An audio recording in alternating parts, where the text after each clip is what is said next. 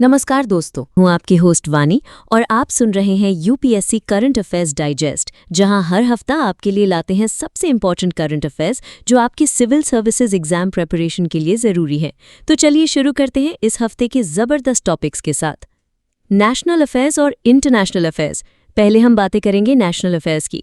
इस हफ्ते vice president की इलेक्शन की तारीख फिक्स हुई है। 9 सितंबर 2025 को इलेक्शन होने वाला है क्योंकि करंट वीपी जगदीप धनखड़ ने हेल्थ रीजंस की वजह से रेजिग्नेशन दे दी है। ये इवेंट यूपीएससी पॉलिटी सिलेबस में बहुत इंपॉर्टेंट समझा जाता है। डिजिटल इंडिया में एक बड़ा प्रोग्रेस हुआ है जिसमें 2000 से ज़्यादा गवर्नमेंट सर्विसेज डिजी लॉकर और ई डिस्ट्रिक्ट प्लेटफॉर्म्स पे इंटीग्रेट हो गई हैं, जिससे गवर्नेंस ट्रांसपेरेंट और सिटीजन फ्रेंडली बना है। तेलंगाना ने एक हिस्टोरिक डिसीजन लिया है और लोकल इलेक्शंस के लिए बैकवर्ड क्लासेस का रिजर्वेशन 42% तक बढ़ा दिया है, जो कि पहले के 50% लीगल लिमिट से भी ज़्यादा है। नॉर्थ इंडिया में भारी बारिश हुई है, जिसके चलते दिल्ली में Yamuna river danger zone cross कर चुकी है, जिससे फ्लड वार्निंग्स और डिजास्टर मैनेजमेंट के टॉपिक्स कनेक्ट होते हैं। डिफेंस मिनिस्ट्री ने ऑपरेशन सिंदूर चालू किया है, जो इंडिया की सेल्फ रिलायंस को दर्शाता है, जो सिक्योरिटी रिलेटेड प्रेपरेशन में हेल्पफुल रहेगा। अब बात करते हैं इंटरनेशनल अफेयर्स की। भारत ने अपनी ग्लोबल इन्फ्लुएंस का एक स्ट्रांग सिग्नल दिया है जब पीएम मोदी ने चाइना के प्रेसिडेंट शी जिनपिंग को 2026 ब्रिक्स समिट के लिए बुलाया और चाइना ने पूरा सपोर्ट देने का वादा किया। रशिया और चाइना दोनों ने मिलकर वर्ल्ड सैंक्शंस को क्रिटिसाइज किया और ब्रिक्स कंट्रीज के बीच इंफ्रास्ट्रक्चर और ग्रोथ के लिए कोऑपरेशन को बढ़ावा दिया, जो इंटरनेशनल रिलेशंस के लिए क्रूशल है।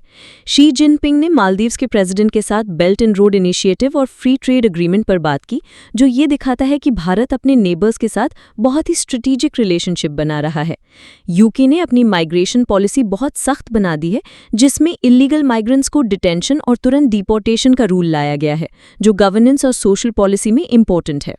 इकोनॉमी एंड बिजनेस में रिलायंस जियो अपनी आईपीओ लाने वाला है, जिसका वैल्यूएशन $154 बिलियन तक जा सकता है, जो इंडिया के इकोनॉमी और स्टॉक मार्केट के लिए एक हिस्टोरिक इवेंट होगा।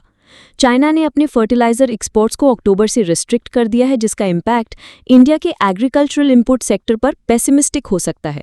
आरबीआई गवर्नर ने बोला है कि इंडिया तेजी से दुनिया की तीसरी सबसे बड़ी इकोनॉमी बन रहा है, जिसके पीछे वॉपिंग 7.8% जीडीपी ग्रोथ और स्कीम्स जैसे जनधन योजना है, जो इकोनॉमिक प्लानिंग और डेवलपमेंट की तैयारी में इंपॉर्टेंट है।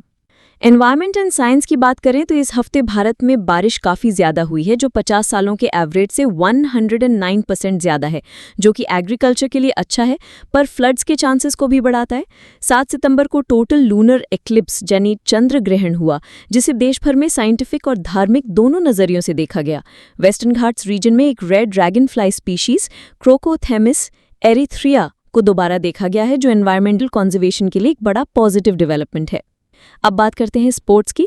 तो Asia cup T20 cricket UAE में शुरू हो चुका है, जिसमें इंडिया अपना टाइटल डिफेंड कर रहा है।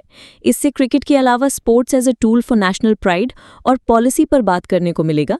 एशियन शूटिंग चैंपियनशिप में इंडिया ने 50 गोल्ड मेडल्स जीतकर अपने स्पोर्टिंग एक्सीलेंस का सबूत दिया है।